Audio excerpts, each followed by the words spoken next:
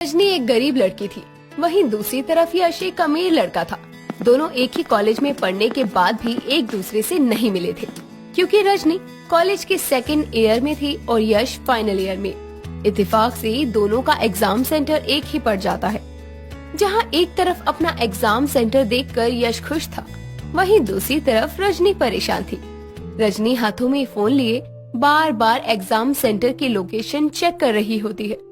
तभी उसकी फ्रेंड कनिका वहाँ आती है और कहती है, रजनी, तूने अपना एग्जाम सेंटर देखा? कितनी दूर है यार, अब तो कैसे जाएगी? इतनी दूर तेरे पास तो पैसे भी नहीं रहते। कॉलेज तो तू पैदल ही आती है, लेकिन इतनी दूर एग्जाम सेंटर पैदल कैसे जाएगी? वही तो मैं भी सोच रही हूँ यार, पिताजी को भी छुट्टी करने के लिए नहीं बोल सकती, उनकी एक दिन की दिहाड़ी कट जाएगी। बड़ी मुश्किल से वो मुझे पढ़ा रहे हैं ताकि जल्दी से मेरा कॉलेज पूरा हो जाए और मैं उनकी मदद कर पाऊँ। एक काम क्यों नहीं करती तू? टाइम से निकल और बस से चली जा। वैसे भी लड़कियों के लिए तो बस फ्री है ना, तेरी टेंशन खत्म। नहीं यार, एग्जाम सेंटर बहुत अंदर है, वहाँ सिर्फ अपनी सवारी से ही जा सकते हैं या तो पैदल जा सकते हैं।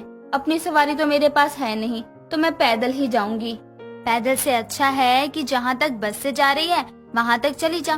पूरा रास्ता पैदल जाने से तो अच्छा ही है।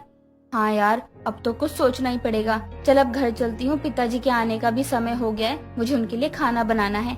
रजनी इतना कहकर अपने घर चली जाती है और रसोई में खाना बनाने लगती है। कुछ देर बाद उसके पिता गोपाल काम से घर लौटते हैं तो देखते हैं कि रजनी लैंप जलाकर खाना बनाते हुए हाथों में किताब लिए पढ़ रही है, जिसे देखकर गोपाल कहता है, अरे बिटिया, ये क्या कर रही है? पहले आराम से बैठकर खाना बना ले या थोड़ी पढ़ाई कर ले। एक साथ दो दो काम कर रही है तू। तुझे कहा है ना मैंने कि कोई भी काम शांति से करनी चाहिए। अब आधा दिमाग तेरा पढ़ाई में है और आधा खाना बनाने में। पिताजी, वो ना लैंप में मिट्टी का तेल कम है, ज्यादा देर तक रोशनी नहीं रहेगी और काम दोनों जरूरी है, इसलिए मैं पढ़ाई और खाना दोनों एक साथ ही कर रही थी।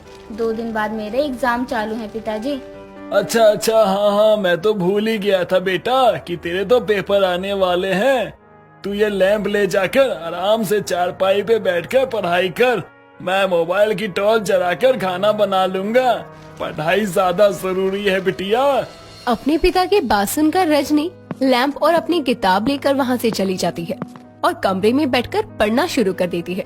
एक तरफ गरीब रजनी इतनी गर्मी में बिना लाइट पंखे के एग्जाम की तैयारी में लगी थी, वहीं दूसरी तरफ यश अपने एसी वाले कमरे में आराम से बैठा एग्जाम की तैयारी कर रहा था। समय बीतता है और दोनों के एग्जाम स्टार्ट हो जाते हैं। एक दिन रजनी बस के इंतजार में बस स्टैंड पर खड़ी बस का वेट कर रही थी कि तभी उसके पास कनिका की कॉल आती है और वो कहती है, तेरा एग्जाम का टाइम हो रहा है, कहाँ है तू? एग्जाम सेंटर जाने के लिए निकली है या नहीं? यार निकल तो गई हूँ, लेकिन बस ही नहीं आ रही और मेरे पास इतने पैसे नहीं हैं जो मैं इतना किराया लगा सकूं। मैं समझती हूँ तेरी मजबूरी। एक काम कर, तू धीरे धीरे पैदल ही निकल जा, वरना देर हो जाएगी। बात तो तू सही कह रही है, यहाँ खड़े होकर तो रास्ता कटेगा नहीं, थोड़ा आगे चलकर ही देख लूं, बस शायद मिल जाए। तू फोन रख, मैं तुझसे बाद में बात करती हूँ। रजनी इतना कहकर फोन रख देती है और तेज धूप में हाथों में किताब लिए रोड पर जल्दी जल्दी चलना शुरू कर देती है। तभी यश अपनी बड़ी सी गाड़ी उसके करीब से लेकर जाता है, जिसमें रजनी का दुपट्टा फंसकर फट जाता है, लेकिन वो गाड़ी नहीं रोकता।